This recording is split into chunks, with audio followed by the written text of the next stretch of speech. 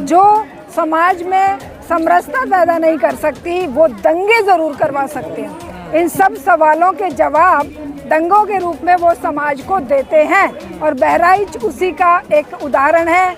उसी को हम देख रहे हैं कि एक बहराइच ही नहीं, ये लगातार हर उस स्टेट में होंगे जहां इन्हें लगेगा कि जनता सवालों के जवाब मांग रही है, जनता तुमसे सवाल करने पे उतारू हो रही है। जब जब जनता एकजुट होकर सवाल करेगी तब तब बहराइच होंगे, तब तब दंगे होंगे, तब तब हिंदू मुसलमान होंगे, तब तक दलित और स्वर्ण आए थे ना, अब और हजारों मरवा देंगे, बुलडोजर चलवा देंगे, एनकाउंटर करवा देंगे। यही तो काम है, जनता की समस्याओं का हल नहीं करना है, एनकाउंटर करवाना है, बुलडोजर चलवाना है, दंगे करवाना है, लोगों को मरवाना है, यही उद्देश्य है।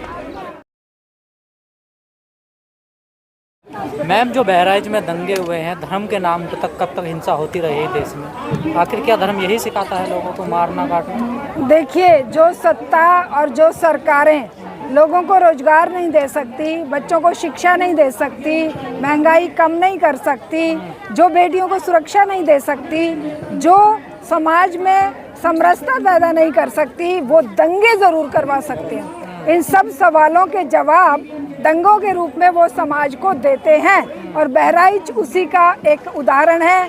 उसी को हम देख रहे हैं कि एक बहराइच ही नहीं, ये लगातार हर उस स्टेट में होंगे जहां इन्हें लगेगा कि जनता सवालों के जवाब मांग रही है, जनता तुमसे सवाल करने पे उतारू हो रही है। जब जब जनता एकजुट होकर सवाल करेगी तब तब बहराइच होंगे, तब तब दंगे होंगे, तब तब हिंदू मुसलमान होंगे, तब तक दलित और स्वर्ण होंगे, तब तक कोई ना कोई ऐसा मुद्दा। जब हरियाणा के चुनावों के रिजल्ट आने वाले थे तो बाबा सिद्दीकी की हत्या हो गई।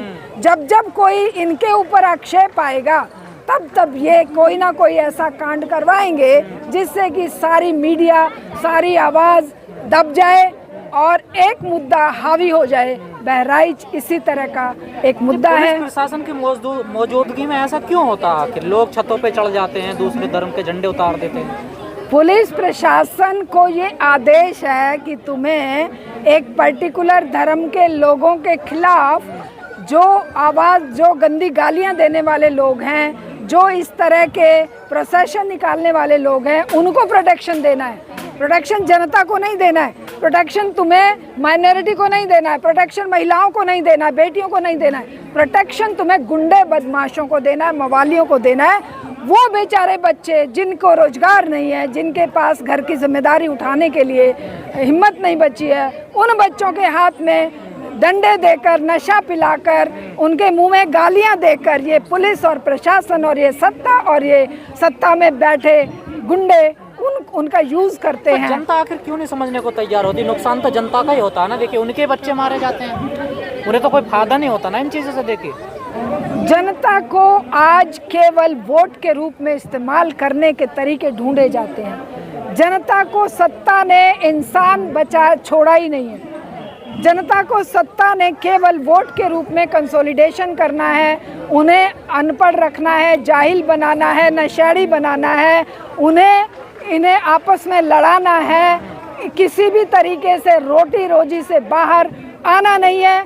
5 किलो अनाज देकर भिखारी बनाकर उन्हें केवल अपने रोटी के लिए चिंता करने तक छोड़ देना है। उनके लिए किसी धर्म या किसी मानवता या किसी बेटी या किसी भी कमज़ोर वर्ग की कोई भी बात, कोई भी हिमायत के लिए विचार बचा ही नहीं है। इसलिए जनता को शोभा यात्रा भी नहीं निकाल सकते अपनी। क्या आप सभी नॉर्थ इंडिया से बिलोंग करते हैं? आज तक क्या आपने कभी भी इस नॉर्थ इंडिया में, मैंने तो नहीं देखा बचपन से अभी तक, ना कभी कांवड़ यात्राएं मैंने बचपन में देखी, ना दुर्गा पूजा की झांकियां कभी बचपन में देखी, ना गणेश चतुर्थी की झांकियां देखी। बीजेपी के आते ये सारे धर्म यहाँ पर पूरे देश में छाने लगे। उससे पहले क्या हम अधर्मी थे? उससे पहले क्या हम इंसान नहीं थे? ज़्यादा अच्छे इंसान थे, ज़्यादा बेहतर इंसान थे। जनता ज़्यादा अच्छे से आपस में भाईचारे प्यार आप प्रेम धर्म से को लेकर जागरूक हुए हैं ना लोग, देखिए डीजे लेकर जाते हैं, बहुत जागरूक हुए। गाने बजाते हाँ, हैं, वाले गाने गालियाँ देने के लिए ये जागरूकता आई है। गालियाँ देंगे एक पर्टिकुलर धर्म के लिए, यही सिखाया है इस धर्म ने एक ज़माने में इंसान को बारबरिक युग से एक जानवर की स्टेज से बाहर निकालकर इंसान बनाया था, समानता, बंधुत्व, प्यार, प्रेम, भाईचारे का संदेश दिया था। लेकिन आज वही धर्म इंसानों को मारने का, एक दूसरे का कत्ल करने का, गालियां देने का, बहन बेटियों के साथ बलात्कार करने का संदेश कहाँ से दे रहा है? कोई धर्म ऐसा संदेश नहीं दे रहा। ये संदेश सत्ता दे रही है, सत्ता कह रही है कि हम फेल हो गए हैं, हम कमज़ोर वर्गों की, माइनॉरिटीज़ की, महिलाओं की, बेटियों की सुरक्षा करने में असफल हैं। इसीलिए हम धर्म का सहारा लेकर सवाल न पूछे जाएं, हम युवाओं को शिक्षा देने में नाकाम हैं, हम रोजगार देने में नाकाम हैं, क्योंकि ये सिस्टम इतना फेल हुआ है। और उस फेल होता हुआ कोई ना कोई तो ब्लेम देकर, कोई बच्चा फेल हो जाए तो कहता है मास्टर ने नंबर काट दिए। उसी तरह से ये फेल हो रहे बता दी जाती है ना कि साजिश है विपक्ष की। ये अब वही हो रहा है। ये फेल हुए हैं तो ये ब्लेम दे रहे हैं मुसलमानों को, ये ब्लेम दे रहे हैं दलितों को, ये ब्लेम दे रहे हैं बेटियों को कि ये रोजगार इसलिए कम है कि ये बेटियां नौकरियां करने लगी, और इन बेटियों को घरों में घुसाने के लिए। आपने कहा दलितों को, अम्बेडकरवादी जब झांकियां निकालते हैं या कोई यात्रा निकालते हैं, उनके यहाँ तो कोई ऐसी चीज नहीं होती है। देखिए, अम्बेडकरवादी जब यात्राएं निकालते हैं तो उनके नेतृत्व में, बुद्धि में कुछ मानवता रखने वाले लोग शामिल होते हैं, लेकिन यहाँ पर ये बुद्धिहीन नशेड़ियों की भीड़ होती है, जिनको केवल भुखमरी के चलते 500-700 रुपए के लालच में कुछ भी कहलवा लो, नशे में कुछ भी बोलेंगे, किसी को भी मारेंगे, किसी के ऊपर भी कोई भी अटैक करेंगे। केवल इन्हें जानवर की कैटेगरी में पहुंचा दिया है युवाओं को। पत्थर मारने वाले लोग कौन है ये? भाई, पत्थर भी वही मारते हैं जो झंडा उतारते हैं। तो पत्थर उतारने की सजा हत्या है क्या? गोली मारो? आप किसी गोली मारने वाले भी वही हैं जो झंडा उतारने का आदेश देते हैं, अलग नहीं है वो। ना समुदाय कोई भी हो, हत्या और इस तरह की साजिश करने वाले लोग एक ही होते हैं, अलग अलग नहीं है।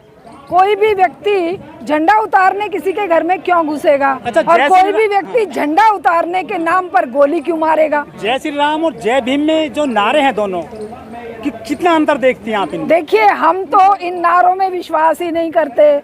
हम कहते हैं इंसानियत में विश्वास करिए, हम कहते हैं मानवता के सच्चाई में विश्वास करिए, हम कहते हैं, हमारे नारे हैं कि इंसानियत को बचाइए, हमारे नारे हैं कि मानवता का कल्याण हो, हमारे नारे हैं कि किसी तरह का कोई भेदभाव नहीं होना चाहिए। आप हमारा एक भी नारा ऐसा बताइए जिसमें किसी धर्म विशेष की बात हो, हमारा एक भी नारा बताइए। तो देश जलता रहेगा ऐसे ही। जब तक आप और हम गिनती के रहेंगे, जब तक असंख्य नहीं हो जाएंगे ना, धर्म के नाम को खतरनाक रूप से इंसानियत का कत्ल करने के लिए यूज करने वालों की संख्या जब तक खत्म नहीं हो जाएगी, और मानवता को जिंदा रखने वालों की संख्या जब तक बढ़ नहीं जाती, जब तक आप और हमारे जैसे लोग जो दुखी होते हैं किसी की हत्या होने से, जो दुखी होते हैं किसी को गाली देने से, जो दुखी होते हैं मानवता के अपराधियों को सजा ना मिलने के कारण उनको संरक्षण मिलने से, हम देख रहे हैं। और ऐसे धार्मिक कार्य में कोई IAS का बेटा नहीं, कोई नेता का बेटा नहीं, कोई साइंटिस्ट का बेटा नहीं, कोई इंजीनियर का बेटा नहीं होता, उनके तो बच्चे होते नहीं है। यही रहस्य की बात है कि वो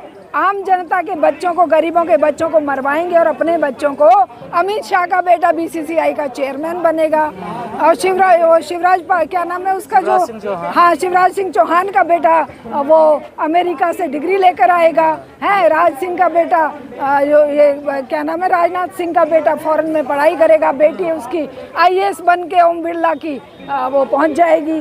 तो ये तो गरीबों ने ठेका लिया धर्म बचाने का। जब तक गरीब हमारे और आपके साथ खड़ा नहीं होगा, जब तक हमें ही अछूत बनाकर ये सत्ता कहती रहेगी ये देशद्रोही है, इनसे दूर रहिए, ये मानवता के दुश्मन है, जब तक वो चलता रहेगा तब तक जनता इसी तरह से मूर्ख बनती रहेगी।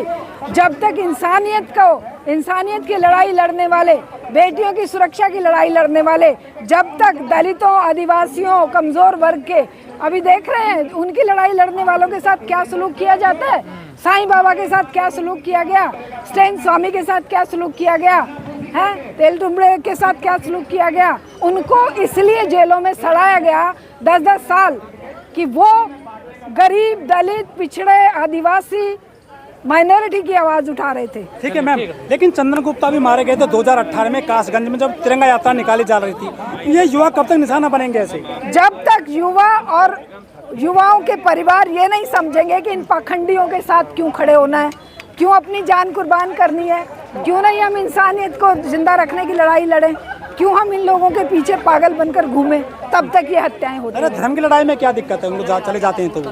इंसानियत की लड़ाई में क्या दिक्कत है, रोटी की लड़ाई में क्या दिक्कत है, रोजगार की लड़ाई में क्या दिक्कत है? धर्म किसी को रोटी दे रहा है सिवाय 5-7 पंडे पुजारियों के या भिखारियों के? किसी को रोटी दे रहा है? ब्राह्मण मारा गया इस बार।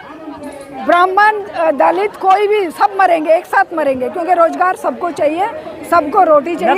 नरसिंहानंद का बदला लिया गया ऐसा कहा जाता है वहाँ पे बहराइच में। नरसिंहानंद जैसे पंडे ही धर्म के ठेकेदार बन के मानवता के दुश्मन हैं।